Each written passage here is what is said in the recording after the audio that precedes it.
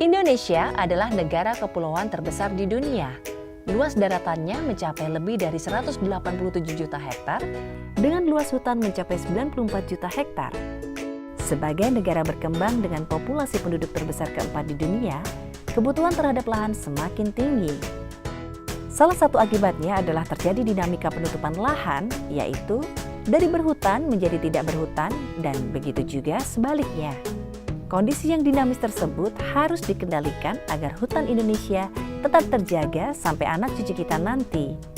Lalu, apa yang harus kita lakukan? Kita harus mengelola hutan dengan baik, efektif, dan efisien, yaitu dengan perencanaan, pengelolaan, pemantauan, dan pengawasan. Untuk itulah, Kementerian Lingkungan Hidup dan Kehutanan telah membangun suatu sistem yang menyediakan informasi yang akurat, transparan, terintegrasi, dan terkini untuk mendukung pengambilan kebijakan yang tepat yang dikenal dengan Sistem Monitoring Hutan Nasional atau SIMONTANA. Sebuah sistem berbasis penginderaan jauh dan terestris untuk menyajikan data dan informasi spasial. Sistem ini memberikan informasi tentang sumber daya hutan, yaitu potensi hutan, penutupan hutan dan perubahannya, kawasan hutan, perlindungan, pemanfaatan, dan penggunaan kawasan hutan. SIMONTANA dengan metode penginderaan jauh menghasilkan data penutupan lahan yang diproduksi dengan melibatkan beberapa pihak, yaitu Lembaga Penerbangan dan Antariksa Nasional dan Badan Informasi Geospasial. 8. Menyediakan data citra satelit. Dan BIG menyediakan peta dasar yang menjadi acuan dalam penafsiran citra satelit.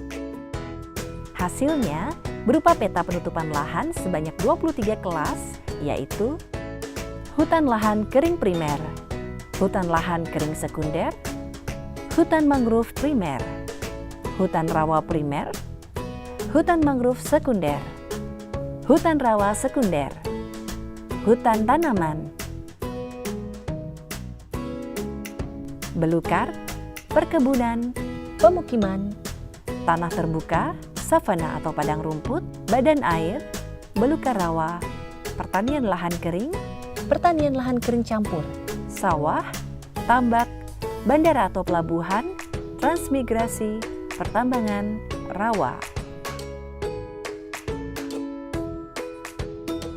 Pemantauan penutupan lahan ini sudah dilakukan sejak tahun 1990. Pada awalnya, dibuat dengan periode 6 hingga 3 tahunan karena teknologi dan data masih terbatas dan mahal. Namun, saat ini sudah bisa dilakukan secara tahunan dan sedang dikembangkan untuk menghasilkan data yang lebih cepat, baik semester, triwulan, bulanan, atau harian.